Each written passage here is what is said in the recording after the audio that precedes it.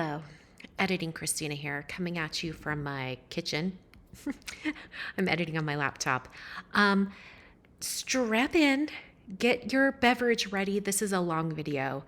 Um, I think this is probably a good 4 or 5 hours worth of footage. That I recorded when I was preparing samples for my October release. So I'm going to be using the Pretty Poinsettias Stamp and Dies today. I've also got a few other products from the release thrown in. So I hope you enjoy. I think we've got six cards, maybe five. I think there's 5 cards. There's too many. There's too many. Let's go. So like I said, I'm using the Pretty Poinsettias Stamps and Dies. So the stamp set is 6x8. It's filled with 2 large flowers, a bunch of leaves, and then 3 stems of berries. So first, at the beginning of the video, I'm going to be showing you 3 different methods for coloring the flowers and the leaves. And then I'm going to put them onto cards. And then at the end, I'm going to show you a bonus card where there was no coloring involved at all, but I am using the stamps. So for this first example of coloring, I'm stamping all of the images onto some Neenah Solar White cardstock with alcohol marker friendly ink. So I used Intense Black ink from Simon Says Stamp, and I actually stamped both of these sheets twice. So there were actually 4 5x7 sheets, and I did a bunch of coloring. I just went to town. So for this first example, I'm doing very simple coloring with Olo markers. Essentially, I'm doing 2 shades for each color. And for the poinsettias, I did each color on, one side of the petal. So for this example, I did the right side of each petal, and I just rotated that around to make sure I always did the right side. And then I came back and did a light gray shade. So this flower essentially looks a little bit like a very light sea green flower with a little bit of shading on it. So I did one flower like that. Then I did the centers of the flowers in a nice yellow shade. And then I went back and did the red flowers. So for the red flowers, I first did the left-hand side of each petal using 2 shades of red, kind of a lighter red and then a mid-tone red. Went all the way around the flower and did all the same color. Continued all the way around. And then I'm going to grab 2 more shades of red, and I'm going to do the other side of each petal with darker shades of red. So I'm using a mid-tone red and then a very dark red. And I've discovered over the years using these Olo markers that reds in particular, there's just a lot of ink flowing out. So I actually started coloring the darkest shade first and then coming in with the lighter shade and trying to blend from there. That helped prevent any flooding of color. All right, so now I'm going to go into the leaves. And at this point, I wasn't sure exactly what colors of green that I wanted these leaves to be. So you'll see here in a minute that there were a couple other shades that I actually don't end up using. These were the colors that I ended up using for all of the leaves. And I think it worked out really well with the colors of the flowers. So I went through and did that. And then I used 2 tones of pink for the berries. So a very light pink and then a slightly darker pink, just to add a little bit of shading kind of at the base of each berry.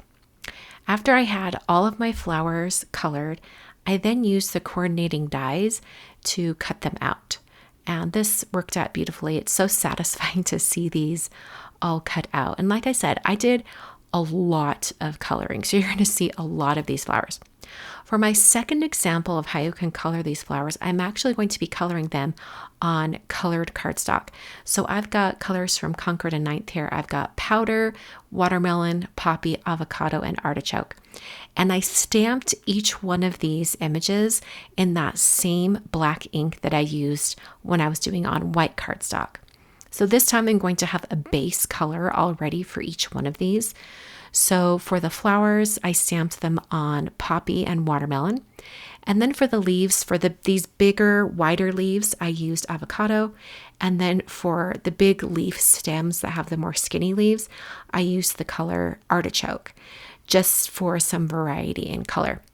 For the berries, I stamped those on powder, just for a nice lighter blue shade.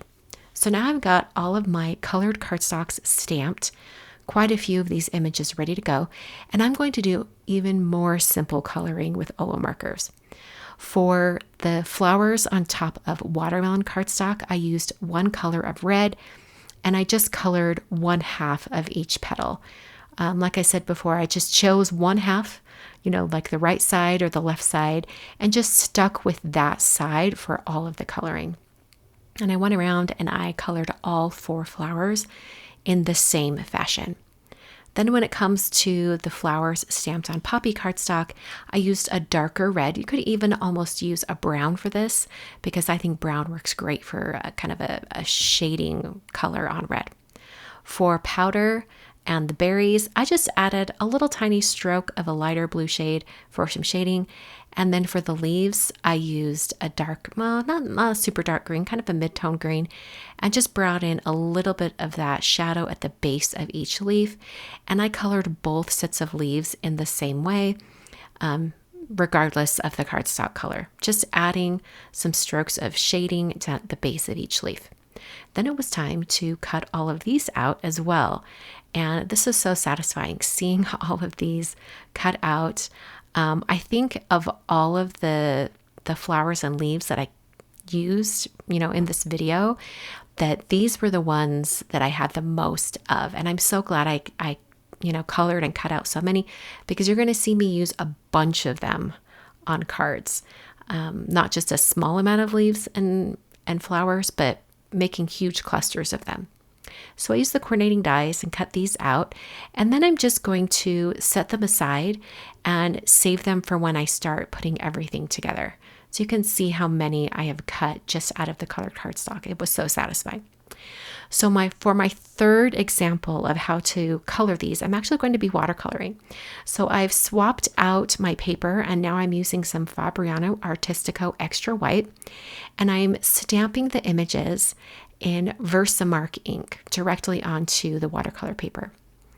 I actually stamped that twice for a good impression, and then I coated it in some gold embossing powder. I'm using gilded embossing powder from Brutus Monroe, and I decided to do embossing powder for the watercolor flowers because the lines of embossing powder give a barrier for the painting, and it's just a little bit easier to keep your paint inside the lines when you're using embossing powder.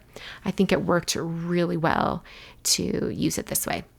For my watercolor paints, I'm using my favorite Magello Mission Gold watercolors. And for the red flowers, the first thing I did was bring in just a base color of red. Just bringing that paint all the way over the entire flower. And then I did the same for the leaves. I just brought in a nice green shade, and I just wanted to have that color all over the leaves so then I could start building color in layers. I find this is the easiest way to do painting like this, especially when you're painting a lot of images like I am here. So I did that for all of the leaves. I decided to switch colors of green for the big wide leaves, so I'm using more of a bright yellow green and bringing it in from the tips of each leaf. And then I added a little bit more of an intense red on the berries. So now I decided to change up the color of the flowers for the second set, and I wanted the flowers to be green. Have you ever seen those poinsettias that are kind of like a really, really cool toned white, but they have like a tinge of green to them? That's the poinsettias I'm going for these. So after I had a base layer of all the colors, I let that dry, and then I came in and added more intense color. So I added a more intense green on the wider leaves. And then I'm going to go through and start adding more of that kind of a gray blue green on the leaves that are on stems. And I really concentrated that color at the base of each leaf, and then, with a wet brush, kind of spread that color out to the tip. For the flowers, I'm actually going to do 2 additional layers of paint. This first layer was just adding more of that red shade, making sure it's all spread out. And then I'm going to come back after it was dry, like I used my heat tool and dried it a little bit. Then I came back with kind of a brownish shade almost. I mixed some brown with some red and then brought that in for that third kind of more intense shade.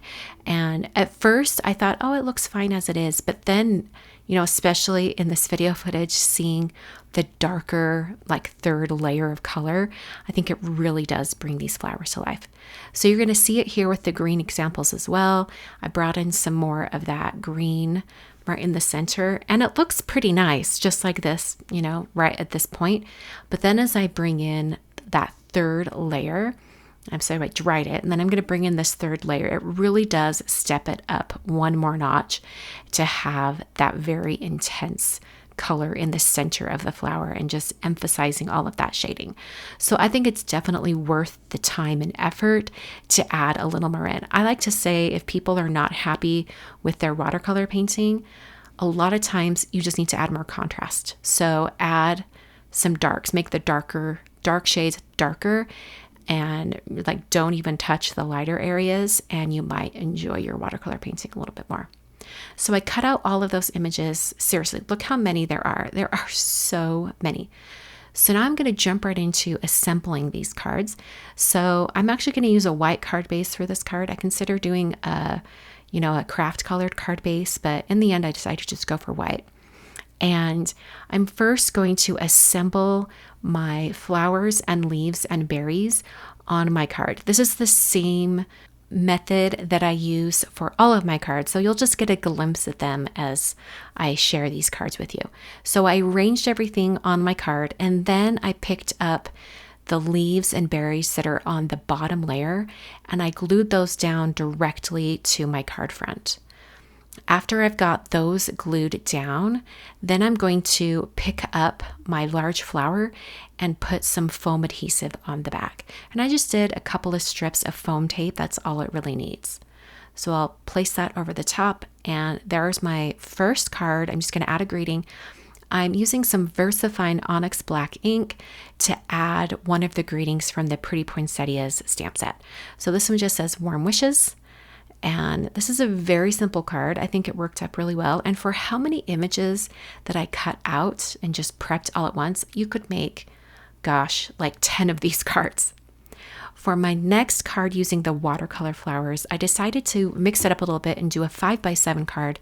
And I'm first stamping my greeting in some Versamark ink. I thought I would match the same gold lines on the flowers with some gold embossing on my greeting. So I stamped my greeting in Versamark, applied some gilded embossing powder, which is my favorite gold from Brutus Monroe, and then heat set that with my heat tool. And I'm doing this directly on my card base. So now I've got all these flowers over here. I'm going to arrange them on top of my card base here. I'm just kind of playing and moving them all around, figuring out where I want it to be. I thought it'd be really fun to have both a green flower and a red flower on this card. And I wanted my bouquet of flowers to fill most of that card, mostly kind of going in a diagonal fashion from that top left corner down to the bottom right. And I adhered these the same way. I first put glue on those bottom layers of leaves and berries, and then I came back and I added some foam adhesive onto the flowers that were on the top layer. And I think this is a great way to have that layered look, but not have it get too bulky, because I think if you start putting everything on foam adhesive, your card's going to get really thick really quick, and then it can be hard to send through the mail. So here's my second watercolor flower card.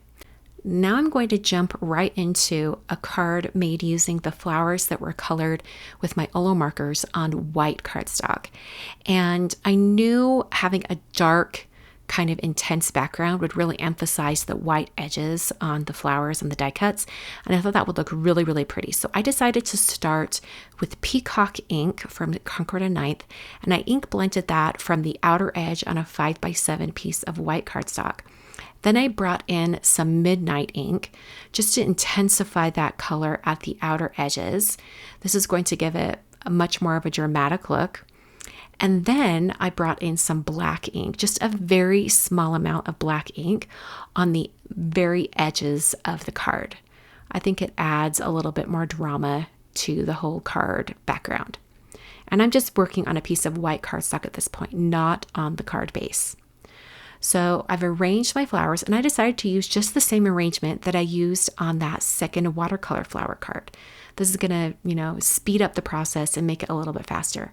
But this time, this card is going to be landscape. So I just turned it, and I've got that cluster of flowers going across the front of this card. I then wanted to add some heat embossing. I'm going to emboss my greeting. So I needed to make sure that that background was completely dry from the ink blending. And then I tested it with some embossing powder, and I tapped it off, and sure enough, it worked out just fine. So now I'm stamping directly onto that background. I've prepped it with an anti-static powder tool, and then I'm stamping in Versamark ink. I'm using a different greeting this time. I think it's Warm Wishes. Is that what it is? Oh no, it's Merry and Bright. And then I applied that same gold embossing powder. So this is that gilded embossing powder from Brutus Monroe. Tapped off the excess and then hit that with my heat tool. Now I'm not done with this card. It's very pretty as is, but I wanted to add more gold details. So I brought in a gold paint from Yuli Watercolors. This is the color Star. I think it matches the gilded embossing powder from Brutus Monroe perfectly. So I'm going to splatter this over my card design. I've protected that greeting with a little bit of Post-it tape, just because I didn't want any of the splatter to be right over those words. And I splattered that on using the edge of an acrylic block. And then I removed that Post-it tape. So I've got that greeting right there. And then decided to add some gold detail to the edge of this card design. So I'm just kind of running my paintbrush along the edge. If you wanted to, you could also run a Versamark pad on the edge and then add gold embossing powder. But since I'd done that paint splatter, I thought this would work well and it would actually work up really quickly. So I used my heat tool just to speed along the drying of all that paint.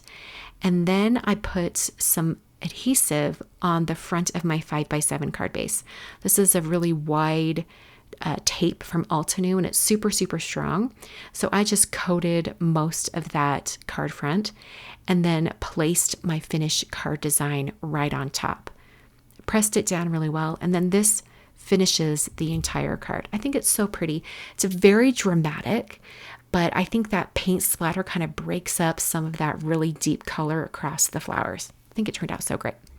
So now I'm going to move on to my flowers and leaves that were stamped on colored cardstock. So I'm working on the greeting for my first card here, and I've got gold cardstock from Concord and Ninth, and I'm stamping some greetings, and I'm going to heat emboss with white embossing powder. So I'm stamping in white pigment ink from Simon Says Stamp directly onto this gold cardstock. And then I'm going to be applying white embossing powder and heat setting that with my heat tool. So the stamps and the greeting I'm using for this first card is actually from a different set of products from my October release. It's from the Love and Light stamps and dies. So you're going to see just an example of some of the products that are in this other bundle of products. So I'm using a die from my Christina's Essentials dies. It's a little sentiment strip die that's 1/4 inch wide. And I just use that to cut out both of these greetings. And then I'm going to start assembling my card. So you can see up in that top corner, that holidays, that's some dies cut out using the Love and Light die set. So I wanted to create a card here that had lots and lots of colorful flowers on it. So I'm using 4 poinsettia flowers, a bunch of leaves, and I'm just tucking those in, and I'm kind of creating a U-shaped kind of drape of all of these flowers, like a spray coming all the way across this 5x7 card. So I added all of those leaves in and then tucked in the berries. And I just worked from left to right, going all the way across, and just adhered things as I went along. And for these 2 flowers that I wanted on top, I adhered those first using foam tape, and then came back around and tucked the leaves in underneath using some liquid glue. And eventually I was able to work my way all the way over to the right side, and everything was adhered. And I just had to tuck everything in. And I wasn't concerned about any of the flowers hanging off the edges because I knew I could just lop that off here with a ruler and a craft knife. And this is going to make it so it fits into a regular 5x7 envelope for when I send it through the mail. So I've used a ruler for that. This is the Tim Holtz ruler. It is such a good ruler. I think it's called his media ruler. So good. So I adhered my greeting areas together, and then I'm going to put some foam tape and also some glue on the back of the greeting. And I was a mix of the two, and I did it that way because this greeting spans over the center of my card, where the red flower on the right is popped up on foam, but that lighter flower on the center left is not. So I needed my foam adhesive only on one side of my greeting and then just regular liquid glue on the other side. And that makes it so that my greeting lays flat. Using some gold pearls from Craft Consortium just to bring in a little more of that gold. I thought it would be really pretty with the gold greeting to have more instances of gold. So I brought those in. And then this is the finished card. I think of all of my poinsettia cards, this is my favorite. It turned out so great. For my second card, using the colored cardstock, I used this background that I made with my layered plaid stencils in my October release. You'll see these plaid stencils in an upcoming holiday card series video. I'm going to do a whole new video just using the plaid stencils. But since I did create a card with the flowers, I wanted to include it in this video. So I arranged all of my flowers on top of that plaid background. And then I have this stamped Happy Christmas greeting from the stamp set, and I used the same die set, the coordinating dies, to cut it out. Popped that up on some foam adhesive and then put that down onto the card. So that is the final card with all of the colored poinsettias. Now I'm going to show you a card where there is no coloring involved whatsoever. So I'm first temporarily adhering some juniper cardstock to my work surface here. It is cut to an A2 card, so it's 4 1/4 of 5 1/2 tall. And then I'm prepping that cardstock with an anti-static powder tool. The idea is I'm going to be stamping the 2 large flowers from the stamp set in Versamark ink, and then I will add some embossing powder to them. So because I'm stamping the flowers onto a colored cardstock in Versamark, it's going to show the lines of where I've already stamped. If I was doing this on white cardstock, I would not be able to see where those flowers are stamped. But because I'm stamping on juniper cardstock, I can see where they are, and I can just move and rotate these stamps and stamp them right up next to each other. And the reason why I'm using acrylic blocks and not a MISTI is so that I can very easily move these flowers around and rotate them and not have to worry about cleaning off the stamp every time I've used it once, just so I can place it on top like I would with the MISTI. So then I'm applying some gilded embossing powder from Brutus Monroe, and then I'll use my heat tool to heat set this until all those lines are melted. And I think it just looks so dramatic and pretty. Now, if you wanted to do some additional coloring with colored pencils or something like this with the gold embossed lines, I think that would be so pretty as well. So I stamped my Happy Christmas greeting in Versamark, coated that in gilded embossing powder, and then I used the same dies to cut out that greeting as well. And then I thought it'd be fun to bring in some pops of red and sort of make it look like this card is a present. So I'm first adhering my stamped background to my white card base. And then I've got 2 strips of red cardstock. And then to make it look like a present, I'm using my Gift Bows dies. And I'm using the very thin strings, the small little bow and then one of the verticals. And I'm adhering everything to the card vertically. So this first piece of cardstock is poppy cardstock. It's 1 inch wide, and I put that directly in the center. And then I have a 1/2 inch wide strip out of cranberry, and I also adhered that directly to the center of the card. And then I'm going to take that narrow strip from the Gift Bows dies that I cut using some gold cardstock, and I'm putting that down the center. And then I'm going to start building my whole greeting and also the bow right down the center. So I'm putting some foam squares just on the far sides of the greeting and then putting some liquid glue right down the center. And that's so that it can sit up on top of that kind of ribbon that's down the center of the card. And then I'm going to add some liquid glue to the back of my dainty die cut bow. And I'll put that directly over top. And that pretty much finishes off the card. So there we go. There's our final card using the poinsettias, the pretty poinsettias, stamps, and dies. So, whoa, there are 6 cards. I'm so glad you hung in there with me. I hope this gives you some really great ideas on what to do with this particular stamp set. I'll have everything linked down below, including the other products that I used on all of these cards. Thanks so much for watching. I'll be back on Friday with day 7 of the holiday card series.